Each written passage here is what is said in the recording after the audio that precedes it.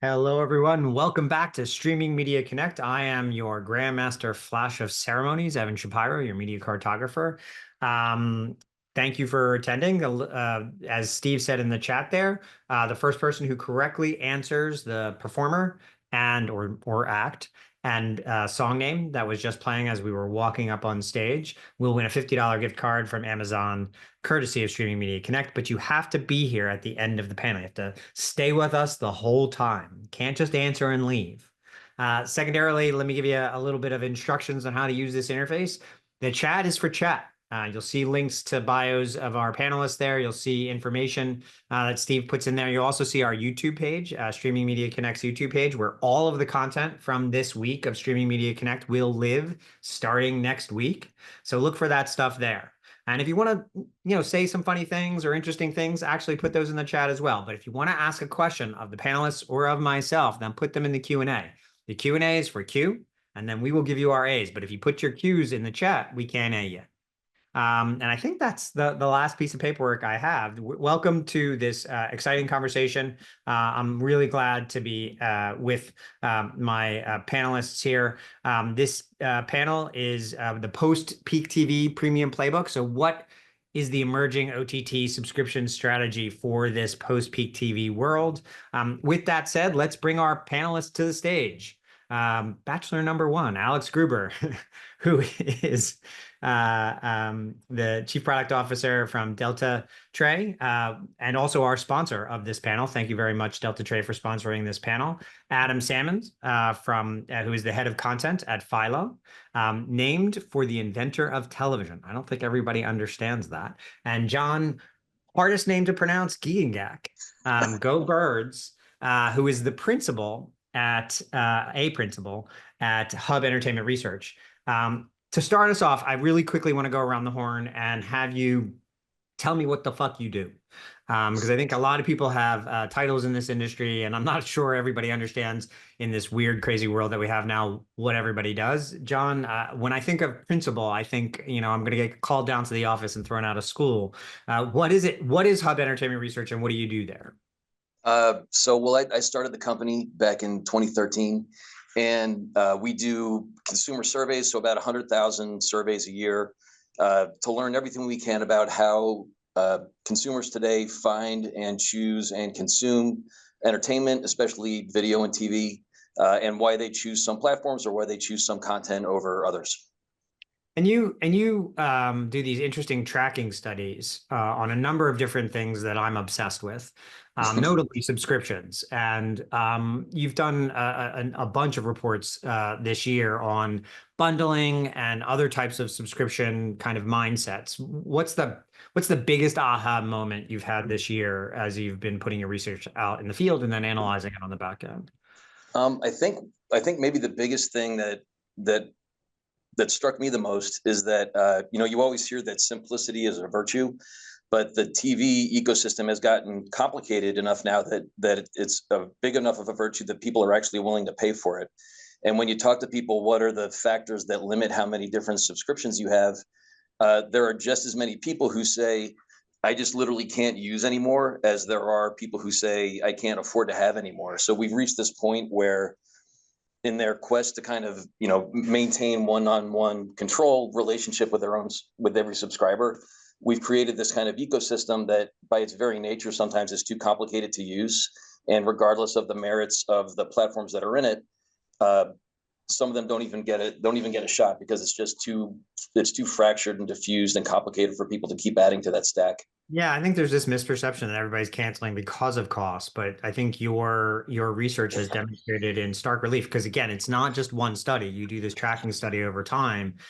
So you can see the evolution of it over the last number. How long have you been doing this study? A few years, right? That one about 10 years.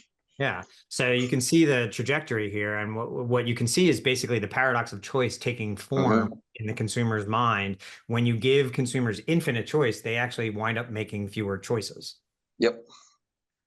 Cool. Adam, head of content business development at Philo. That seems to that's a pretty wide mandate, it seems to me. Tell me, first of all, what is Philo? I think there's this, there's the traditional MVPD world, but you're an untraditional MVPD. And then what the heck do you do? Yeah, for sure. So Philo has been around actually today to the date is our 7-year anniversary of the launch of our direct-to-consumer service. So that's very exciting. I've been here since day one, and the company and the industry has changed a lot since then. But yeah, Philo basically is a virtual MVP. And in comparison to YouTube TV, a Sling, Hulu Live, we are also providing live TV, but with a focus really on entertainment, lifestyle, and I'd say informational content. So major content partnerships are with Warner Brothers Discovery, Paramount, AMC, A&E Networks, Hallmark, and a slew of other independents. Um, and as far as what I do here, like you said, it's a pretty wide mandate. I lead a team that is basically responsible for all of our content relationships as well as all of our distribution relationships. So it's Wow. the content partners that I just mentioned, plus a growing fast business, as well as our platform partners with Roku, Samsung, LG, Apple, Amazon, Google, and the likes. So it's pretty wide. It on any given day, there's something going on with any number of those partners, and I imagine. it keeps it interesting. So yeah, and I'm going to tie into a question that we've already gotten in the Q&A from Matthew, friend of the stream. You recently, business development is part of your mandate there, and I think there's a bit of strategy that goes into this. And you just mentioned your fast service, and what's fascinating, this is the second MVPD in today that I've talked to on screen that's added fast to their pay TV ecosystem. So kind of in this post-peak TV subscription world, what drove the decision to put fast on there, and how do you see it interplaying? Is it working well? What type of experience is it creating for both your customers, your consumers, but also your customers, your advertisers, and those folks? For sure. So I'd say the two major things kind of went into our decision to expand into fast. One was really just the quality of content.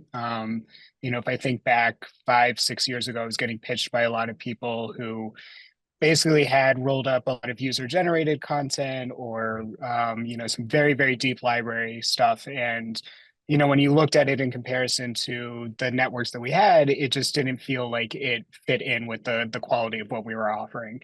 um you know Flash forward a few years, and now everybody is realizing there's money to be made. And so you've got, Warner and AMC and, the major studios really going into their library and using FAST and AVOD as a way to monetize.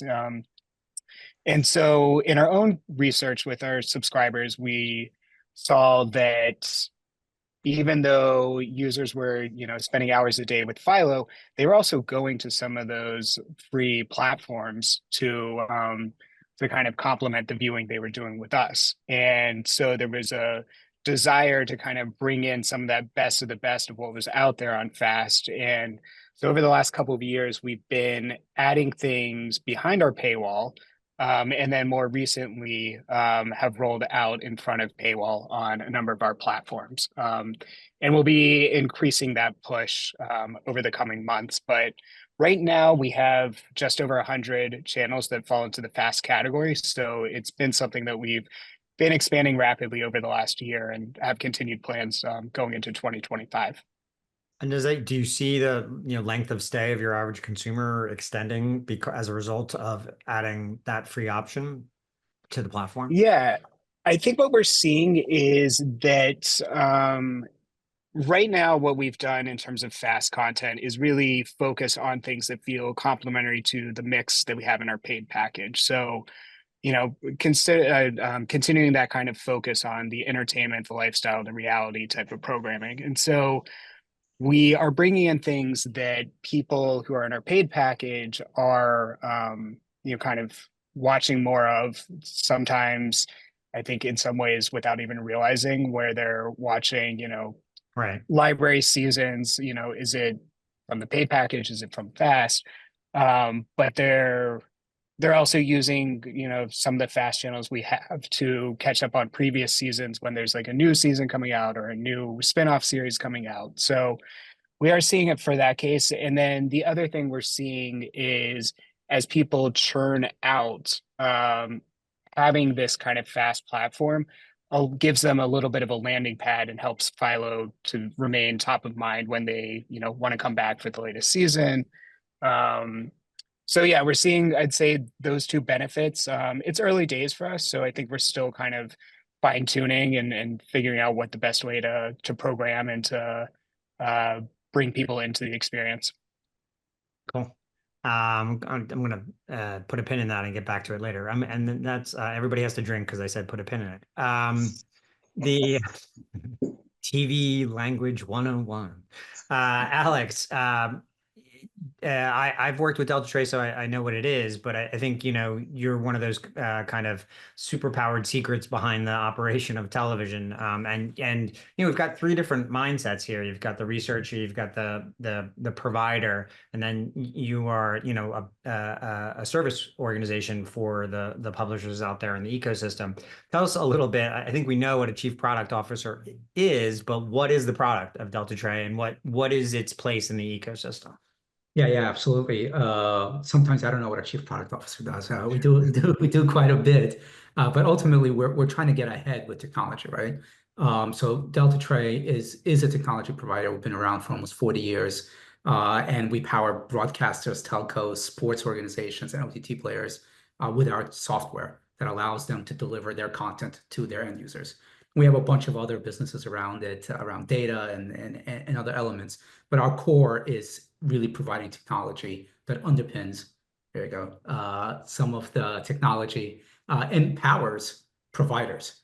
And we've been doing it for a while, and some very, very large organizations use our tech. So yes, you don't see us, but we're inside many of the organizations that you interact with every day.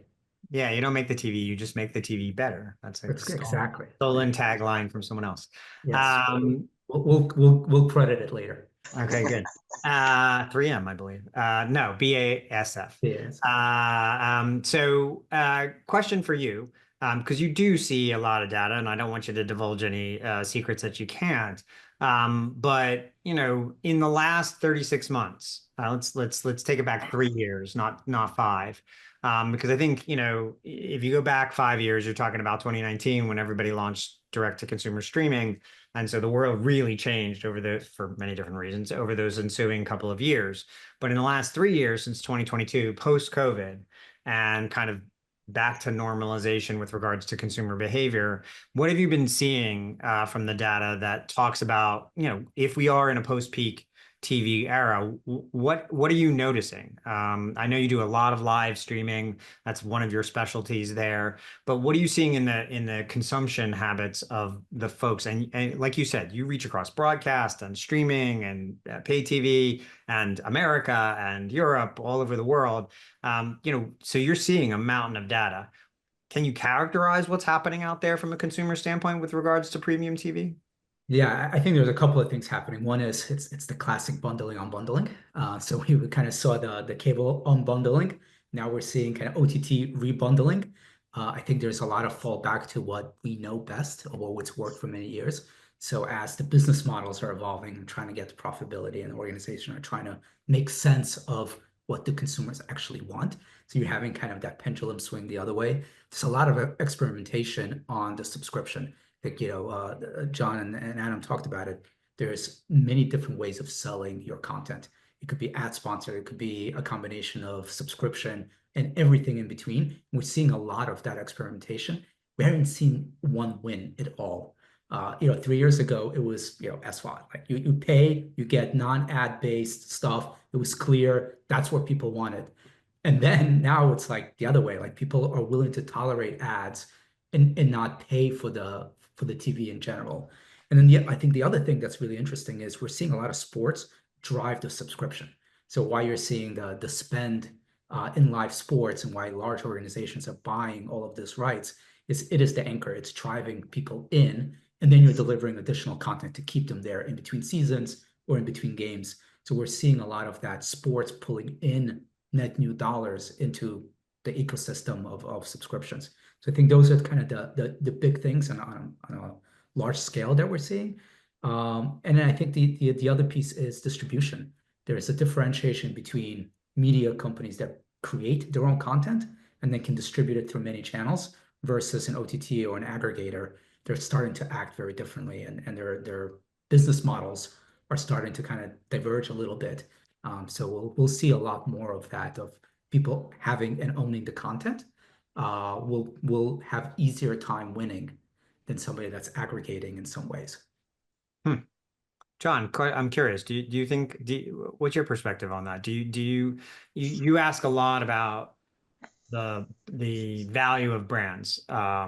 in the marketplace, and what I've seen is Spotify, YouTube, DirecTV in particular, a couple of others are very. There's a lot of loyalty there from their users, whereas Netflix and has loyalty, there's no question about it, but it doesn't seem to, and Netflix is in a class above it in itself when it comes to SVOD.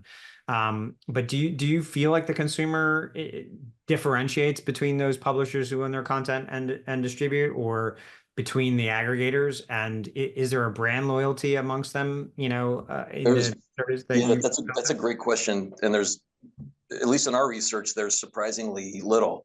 So we have one study we do each year that just looks at the branding of video, and we compare the importance of a brand of a platform like Netflix or Max, and compare that to the brand of like TV shows or franchises like Yellowstone or Brought to You by Taylor Sheridan.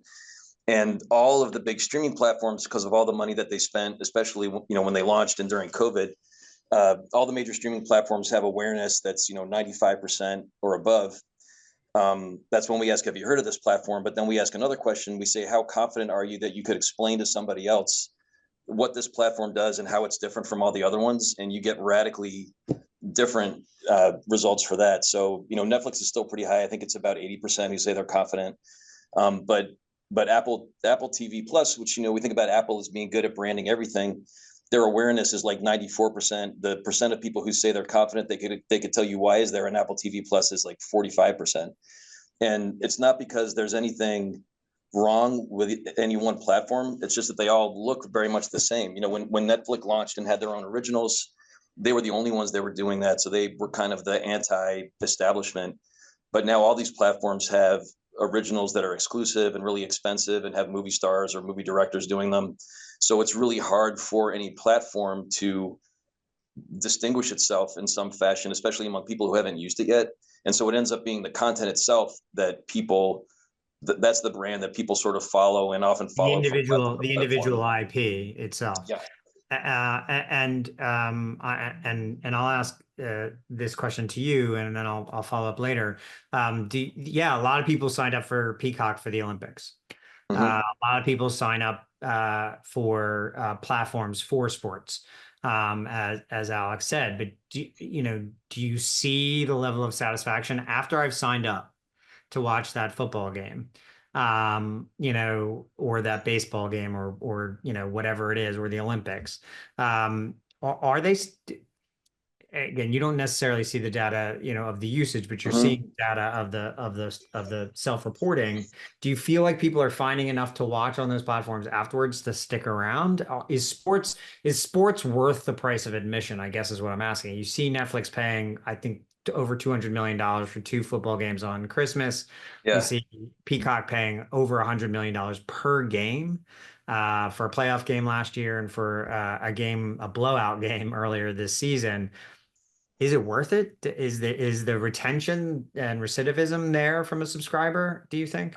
I think it's worth it. We see the numbers that we get with people's stated likelihood to keep a subscription once a show they sign up to watch is over, or once a game is over, is about 50% over 3 months, which maps pretty closely, I think, to some of the data that Antenna has come out with.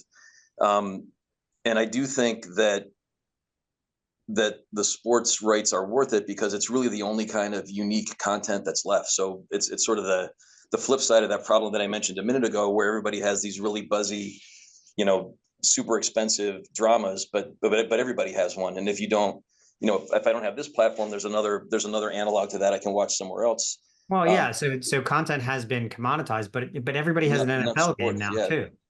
Well, they have one NFL Everybody game. has an NFL game. Everybody has, well, Philo does not because that's not what they Yeah. do. But literally Amazon has an NFL game, Netflix has NFL games, CBS has, Paramount has NFL games. I guess Apple doesn't have NFL games. Apple doesn't have, the funny thing about Apple is they have great television shows and nothing else. Yeah. I mean, I think the most desirable sports, like I think that Netflix got a really good deal with the WWE, for instance, because Yeah, that's that's a good one.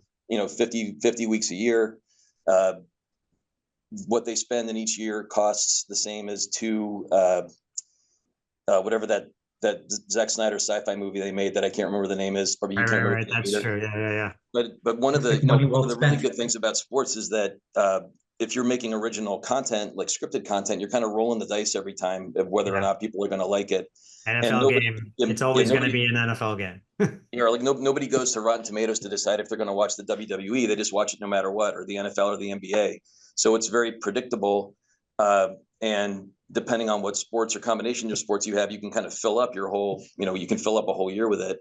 So, and there's no substitute. So if you want to see that playoff game, like when Peacock bought that one playoff game, 2.1 million people signed up because they felt like they had to, and they weren't necessarily, probably not all of them were super happy about it, but they did it, and they did a good job of programming with other Well, stuff to kind of, The Chiefs fans were happy about it, but yeah. games. Won't talk about that. But Yeah, speaking of antenna data, Antenna came out with a batch of data this week, and I love antenna data. It's big data, so it's millions and millions of data points. it's But good stuff. there was a report, a piece in the Times that literally every human I know sent me yesterday, about how the niche SVOD players are back. As if they ever left, but they're actually doing well now, and they specifically mentioned BritBox, and what was the other one? What was the other one? Crunchyroll maybe, Shudder, or Wasn't Crunchyroll. Shudder. yeah, And Hallmark Plus. So those were the two. Notably, they didn't talk about how many subscribers either of them had, but yeah. they said they were both doing quite well. I'm curious, Adam. I mean, you've carved out a very specific path for Philo, for a reason. It isn't sports oriented. It's you've said it a couple times. It's entertainment focused. I also feel, and I don't have any data to support this, but I feel that it's a younger focused, that you tend to have a younger subscriber than most of the other MVPDs out there, because it is a little less expensive because there aren't sports on it. How's that working? I mean, do you feel like you've really carved that niche amongst the MVPDs out there for yourself? And am I right? Are you attracting a younger consumer than most of the other MVPDs out there? Yeah, I think it's interesting. I mean, sports, as we've been talking about, is sort of like the kind of pinnacle, right? Or at least the thought of pinnacle for linear TV. And there's an urgency to it, and there's fandom behind it that, uh, gets an audience tuning in again and again. I think when we were putting together Philo, we were looking at what others in the industry were doing as there was this rise of VMVPDs, and it seemed like the brands that that we've kind of built our service on. If you think about like an HGTV, a Hallmark, an MTV, there's still people who are very passionate about those brands. The specific shows may come and go, but people, there's still like deep fandoms around that, and people are still searching that out.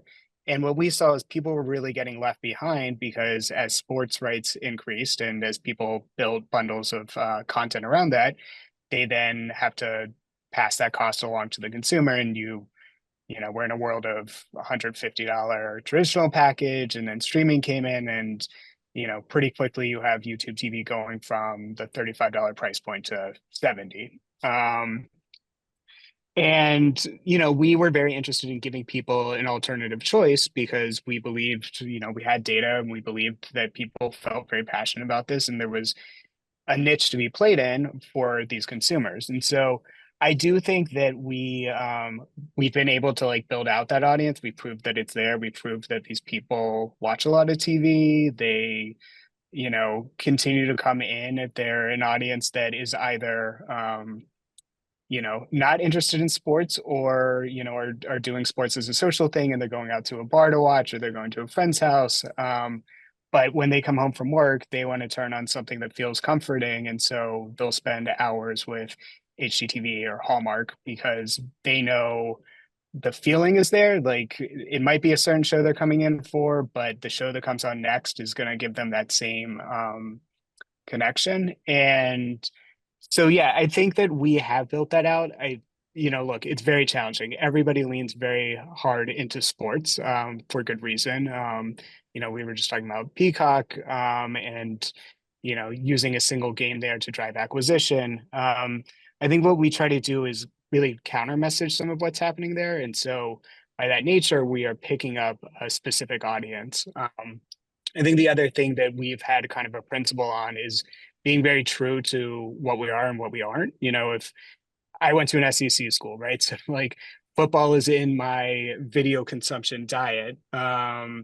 So for me, having Philo as my only service would not be something that works. And I think we want to be very upfront about that, because we don't want to have people coming in thinking like, okay, I'm going to get the full suite. I'm going to get ESPN. I'm going to get my local CBS.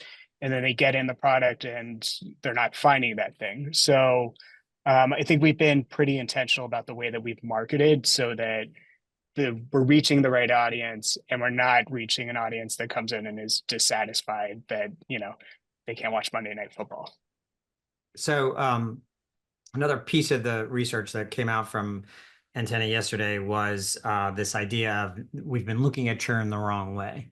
They introduced a new metric, which is net churn, which subtracts the number of returning. So there are these things called serial churners, these people who they churn in and out of 3 or 4 services every year. They keep Netflix, they keep Prime, ultimately. That's my own data. But they kind of, that third slot or fourth slots are churned, just repeatedly. They watch, they sign up for a service, they binge the fuck out of something, and then they cancel before the next billing cycle, and then they sign up when that show returns to the service.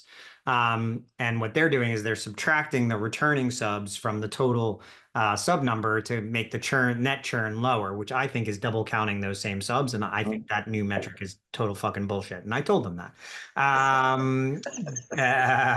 on their blog. But I am curious. I think what's been proven is there are probably too many services, and there are probably too many shows.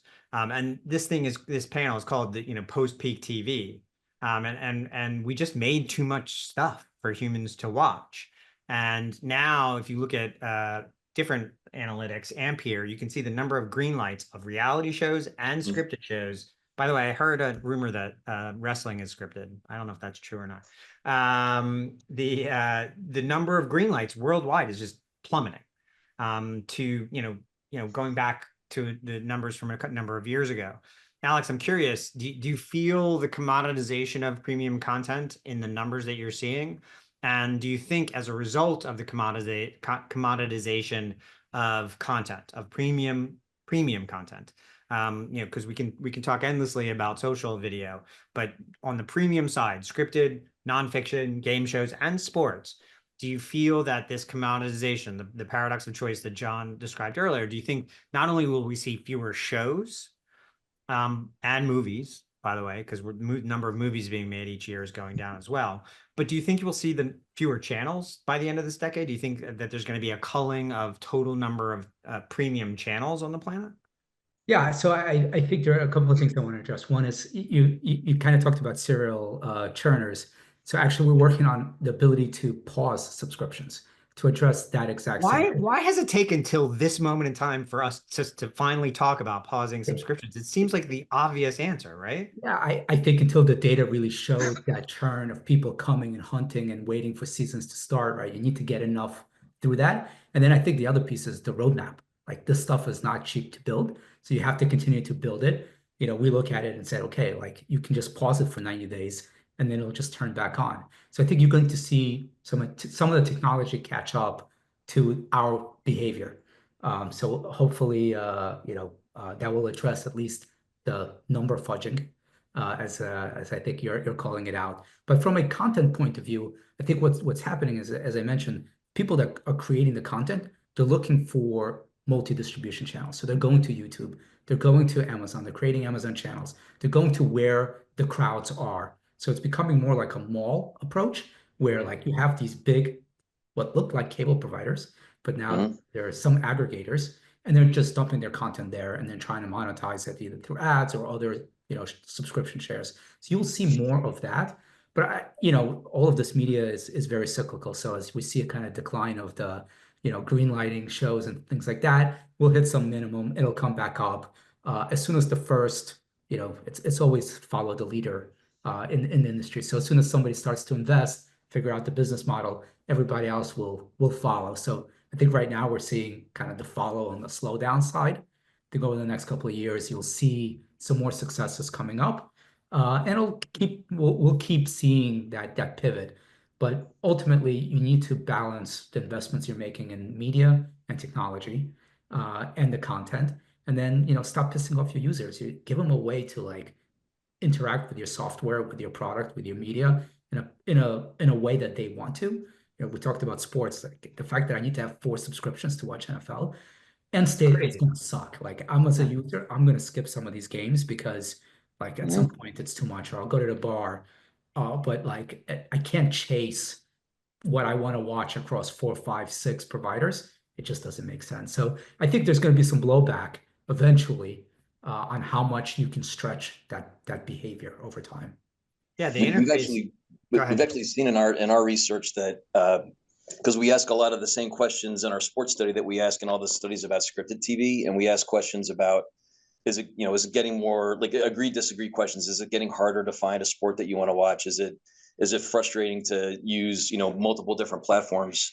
And we're seeing even though the shift of sports content over to streaming is still in very early stages, we're already seeing frustration or the potential for frustration among sports fans at a higher level than it was when we started tracking this for scripted TV. And I think it's because one, people already think that TV is really complicated just because they're using it for scripted. And 2, the downside of not being able to find your sports game is a lot bigger than the downside of not being able to find your, Breaking Bad or something, because if you want to see that, you really want to see it, and there's no substitute for it. So I think that's something that companies really need to pay really close attention to when it comes to sports, especially is not coming up with in the quest for maximizing profits, not coming up with an experience that's so fragmented that you piss off your core fans, and maybe your shoulder fans, you kind of drive them away and they watch something else instead. Well, that fragmentation, I mean, it really has pissed off the consumer. There's no question about it. And they're cutting back as a result. They're churning out of premiums, but I have seen data, and I've offered it a lot, that's shown that consumers are actually cutting back on data to the tune of about a half an hour less per year over the last couple of years. So, they use a shit ton of data, content and services. This includes social media, by the way, and music and gaming and things like that. So, cutting out a half an hour per day is not that great when you consider how much social media, gaming, television, and music you consume. But it seems to me that they're mostly cutting out services as opposed to cutting back. Do you know what I mean? They're using fewer services because they just don't need as many. And one, I think the crises that we're seeing is the interface itself is, to John's point, so fucking confusing. It's so frustrating and so friction filled. Adam, I mean, you run a platform, and it's an elegant platform. It's a streaming platform. You don't need a box for it, which is a plus in and of itself. But what are the tenets you think to customer joy in this post-peak TV era? How do we bring back the fun of watching television, as opposed to I log on, I can't find something to watch. I log on, I can't something to watch. I log into a third thing. I give up. I get high. I watch Friends, and that's all I do. Like that's the consumer behavior now. Yeah, I mean, it's interesting. Even as somebody who's been in this industry for a while, there was a period of time where each SVOD that came out, I would just subscribe to because I was curious and wanted to know, and generally would keep them either because I'm bad at canceling things or because I wanted to keep tabs.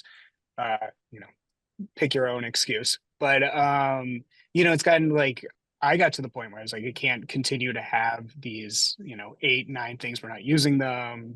I can't remember what's on what. Like I used to be the person that people would, it was Google. People would be like, okay, well, I want to watch this. How do I watch like the previous season of this, or where do I watch the Thursday night game? Um, and so I think for us, we've seen a couple of things. One, by having that kind of focused content approach, we just naturally have less bloat in the channel guide and less bloat on the things that are being merchandised and recommended. So it's been interesting to see because if you look at Philo's usage versus Nielsen ratings, there are some networks that sit very low in the Nielsen ratings that actually do quite well on our service and see a lot of engagement and long view times. And I think part of that is just because, you know, it's sitting in a lineup of 70 something paid channels instead of 350. And so people are like, oh, interesting, like this show, this movie, this thing that's airing that I wouldn't have sought out or wouldn't have made it through enough of the guide to find, they're finding and they're actually engaging with it. So that's been really interesting to see. I think the other thing is like we've tried to really spend a lot of our time thinking about how do we get people in and watching the thing that they want to watch as quickly as possible. Time to view like is we're now talking about, right? That's now the key metric, it seems like.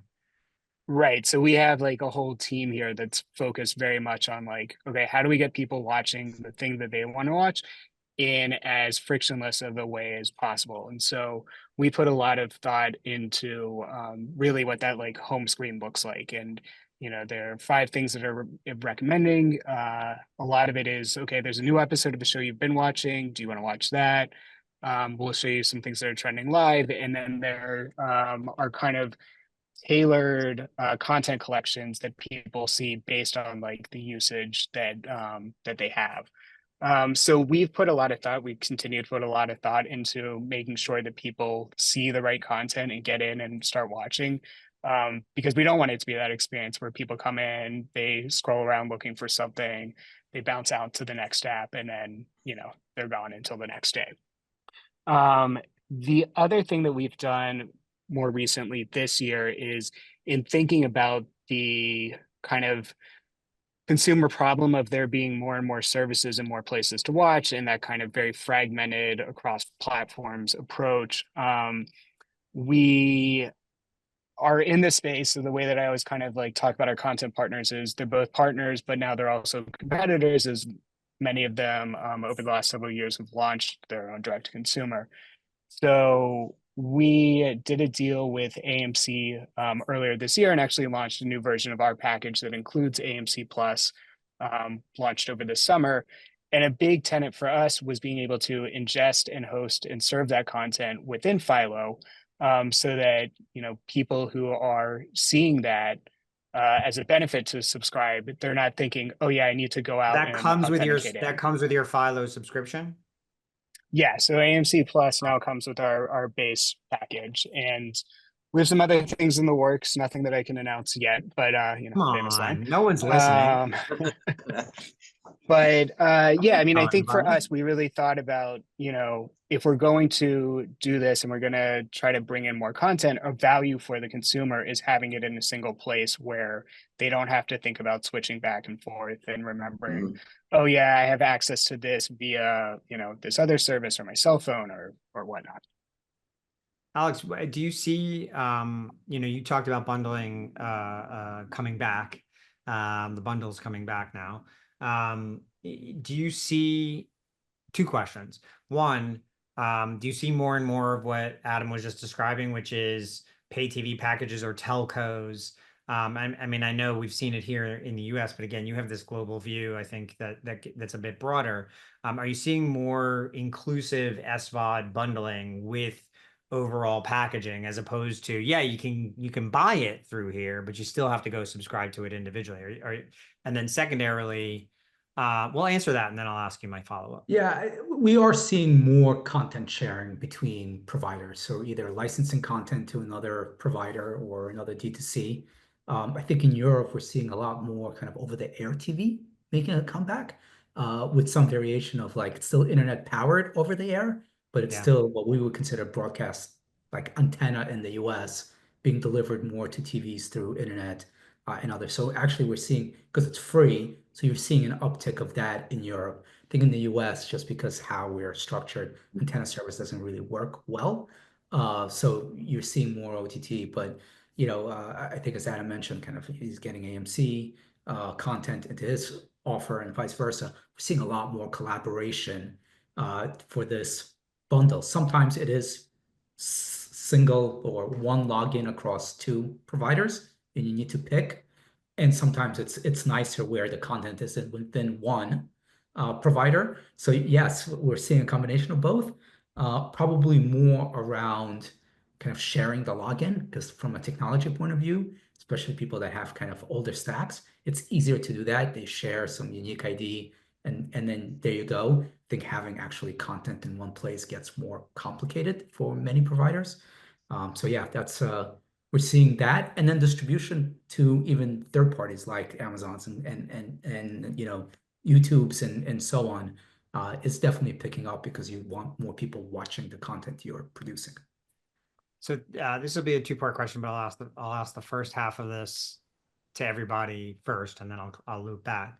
And I'll go with you first, Alex. So if you were talking to a publisher who had a service, so they're publisher platform, so they either are like Adam, a multi-channel program distributor, or a single service SVOD, or a FAST or an AVOD. But television was the center of what they wanted to do. What do you think is the best piece of advice you could give them with regards to distribution strategy right now? I get asked this question a lot. We've got a channel, we've got a ton of content. We want to, we do a bit of direct to consumer. We also do, D2B or B2B. But ultimately we're trying to find that new normal that's profitable for us. Yeah. What's the best piece of advice you could give from a distribution strategy standpoint for those folks? Yeah, I typically ask, are you in it for a short time or a long time? Because if you're in it for a short time, then distribute it through, Amazon's and all of that, but they will own your user and you'll never get them back. They're not going to come back to your D2C. Let's say this is a more traditional player who's been in it a while and plans to try to stay in it a while. Yeah. Then you want to do is try to kind of conserve some of that content. So sharing some to get eyeballs, but at least keeping some of the premium stuff to yourself as well. Either splitting seasons and teasing people out and then bringing them into your content. It's always good. And then the other piece I always say is, look, if you're doing direct to consumer, make sure you're using your data. Because once you're once you're giving away your content, you really, beyond like hours of usage, you don't really know who's looking, what they're doing. There's no kind of win back, you've lost control of that viewer. Once they're on your platform, what I find a lot of people is just not, either they don't have the staff or they don't know what to do with all this data. And a lot of the smaller players are better at that because they live and die by this data. The bigger guys are like, it's just a flood of data. And they're like, okay, great. Like, I don't know.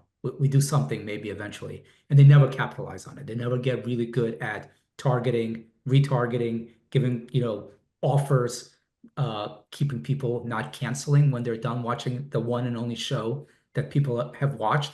I don't know if a lot of these very large providers actually understand that, hey, Evan only watches this season or this episode of this show and then disappears until there's a new one. Like, do something to invite him. So again, if you're staying for a long time, try not to give away all of your content, but because that is your value. Make sure your platform, you're leveraging it correctly and doing the right stuff with data. John, same question, but with a nuance here, and I'm going to add Syed's question in, which is he's referring to the Disney Charter dispute there, where now Charter, and this is going to become, I think, increasingly the norm, has the ability to package in Disney Plus and Hulu and ESPN Plus.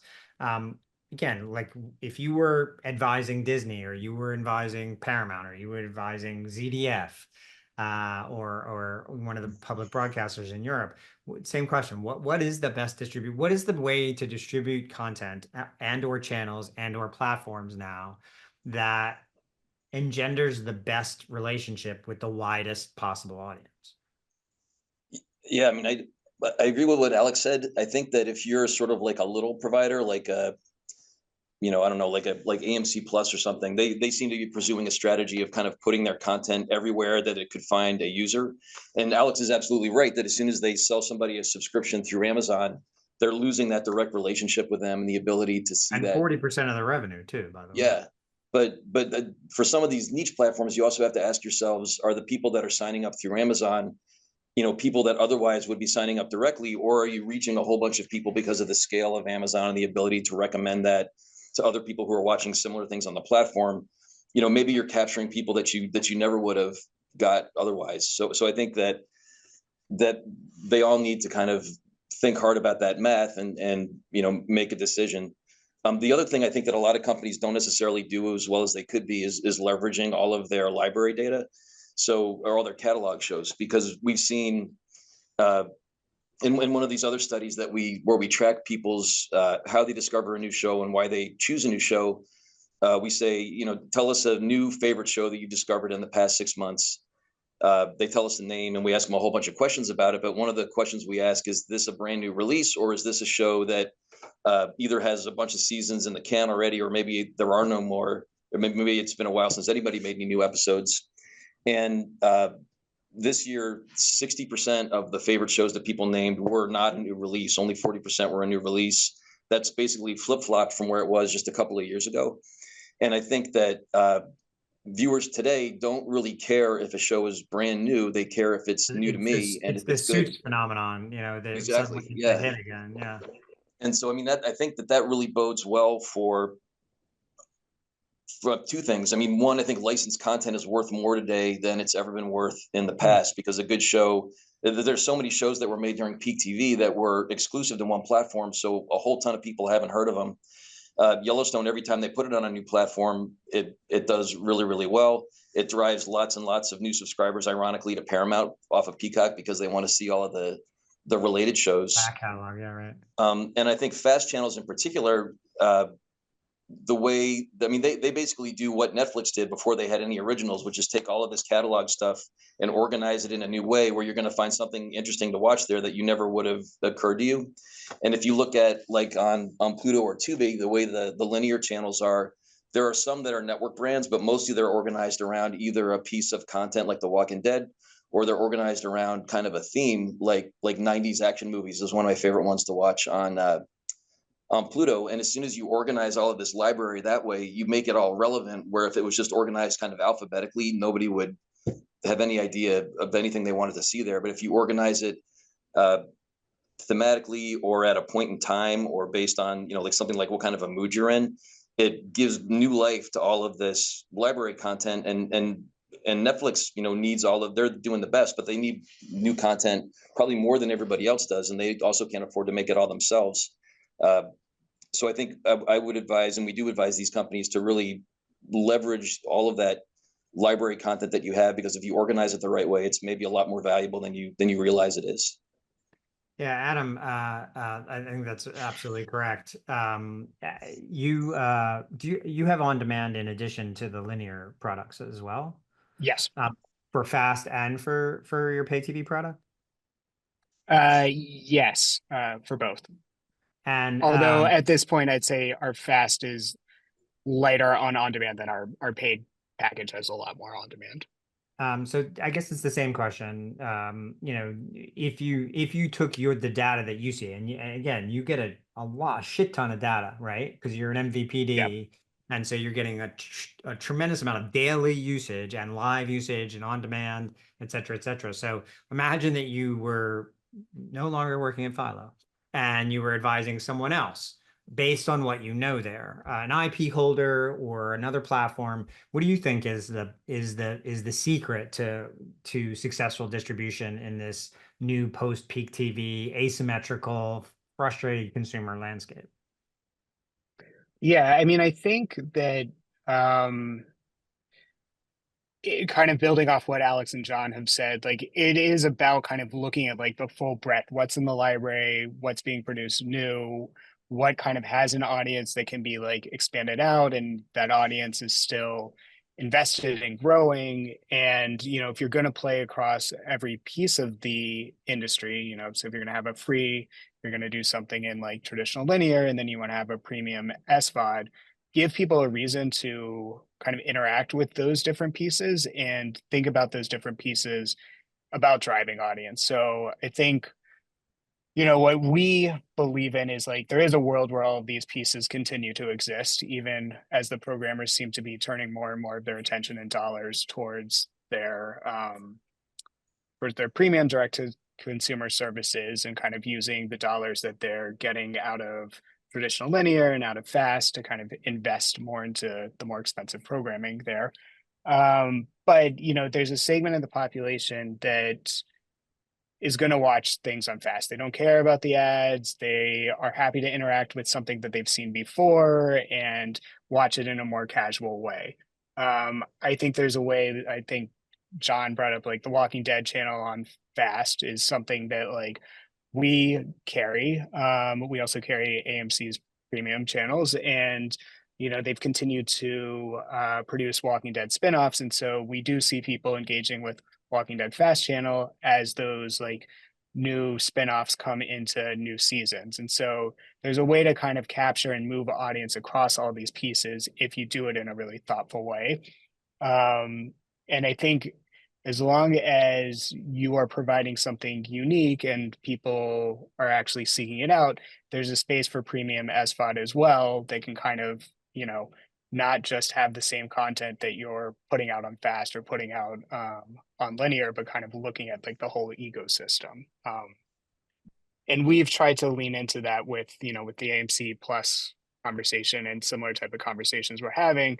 It's really about, there's a real benefit of linear. There's still a lot of people watching. There's still a lot of ad dollars coming out of that viewership.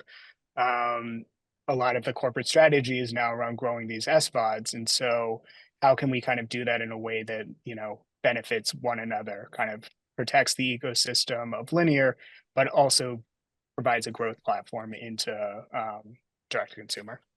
That brings up a good point, which is, there's this fragmentation, frustration from the consumer standpoint. But as I mentioned earlier, and Adam just talked about, there's this also frustration amongst advertisers, who have become suddenly important again in the last 18 months to the ecosystem. And each one of you has access to your own pool of data, right? So John has this great tracking study and all the research they do. Adam, you have a ton of data from usage, which we just talked about. Alex, you have a ton of data from across many different services around the world. So, look into your crystal ball. And I know that you all look at your data all the time, right? You run your businesses off of it to a certain extent. What are you seeing in your data? What I use data to make some certain predictions. And I'm always right. I'm never wrong. But if you look at your data today, or you look at the trajectory of the data that you've seen over the last year or two, where is this headed?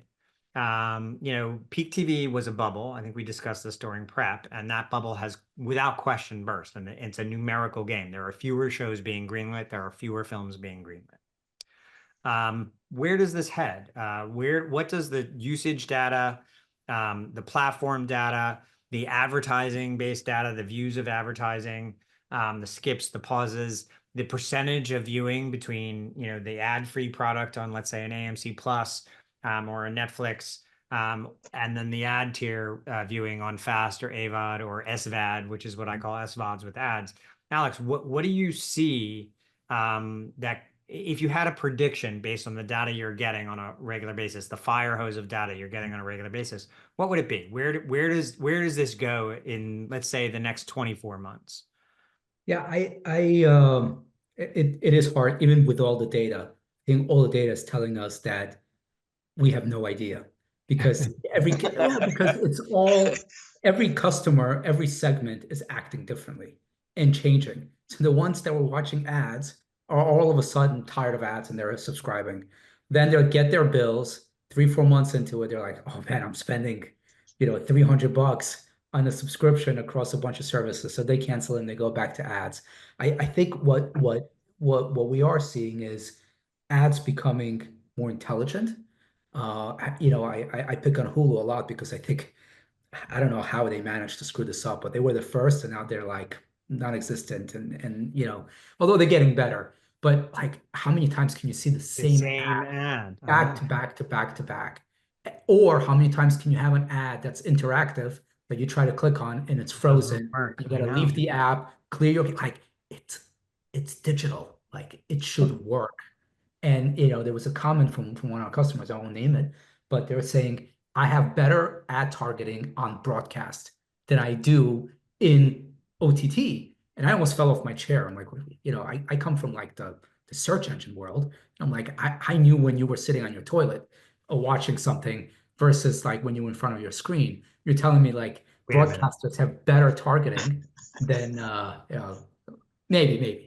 Yeah, we'll talk about that later. I know approximately where your room is. Okay. So, the ads haven't caught up. The technology hasn't caught up because it's still kind of, we don't know what mood you're in when you're watching a show. We don't know the Right. content of the show. You still keep getting, the Cialis ads. I always make fun of that. It's like, all right, guys, I got it. Like, I'm good.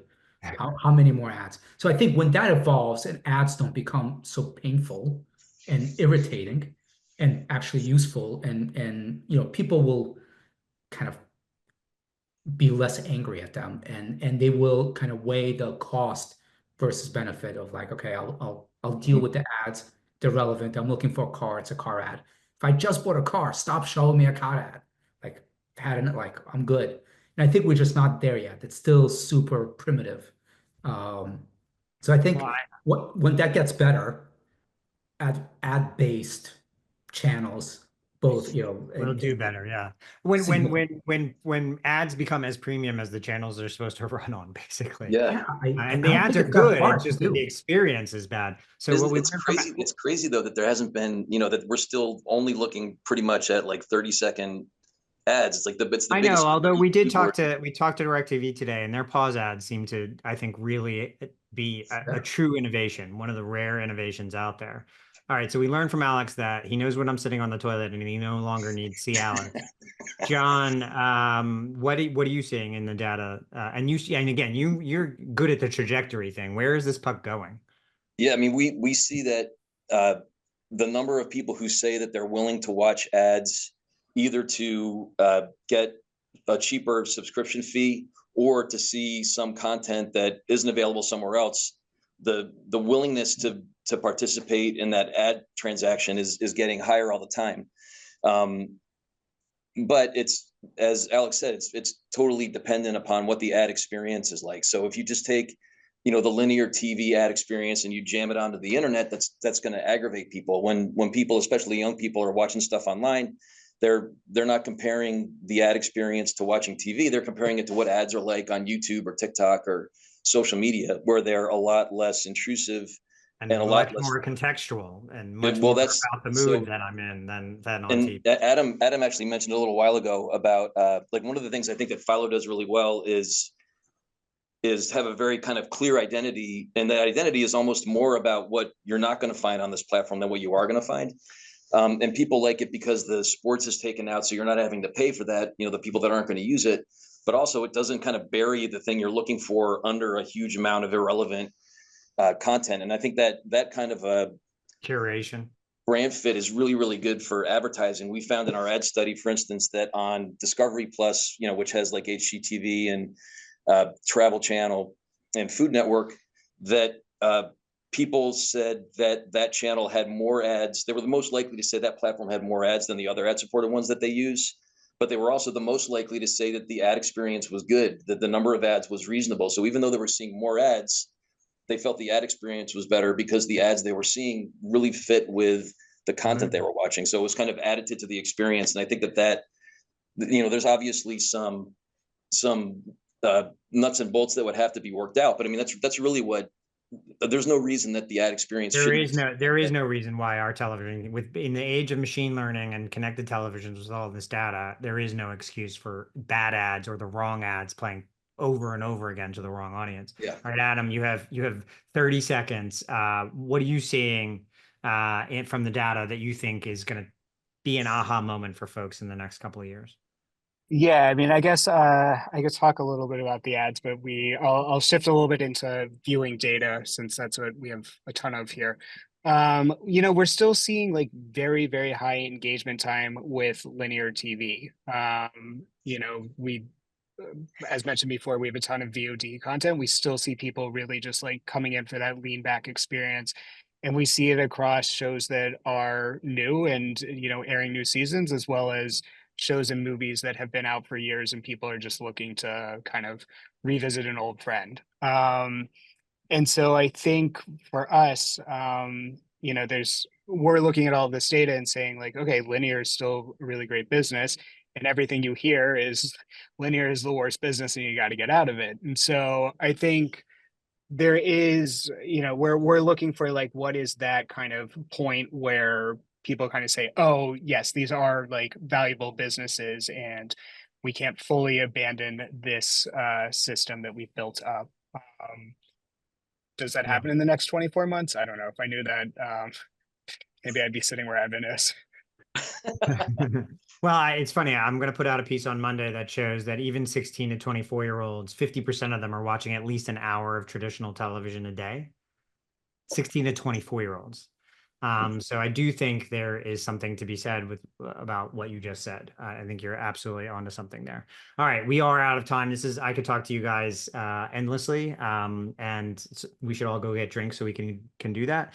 The walk-up music, congratulations to Rami Lioza. I'm mispronouncing your name, I know.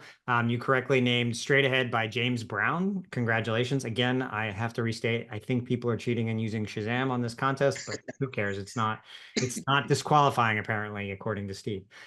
We have another panel happening at 4 o'clock. And that is removing the friction from content discovery. I think something we touched upon here is the discovery part of content. We didn't get to talk about it here, and it's good because there's a whole panel developed dedicated to it coming up in 27 minutes. So thank you very much. Once again, look for the link in the chat for the YouTube channel. John, Adam, Alex, thank you so much. Brilliant insights, really great access to the data. Thank you guys very much. And I'll see you in 27 minutes, everybody. Bye-bye. Thanks, guys. Take care. Thank you.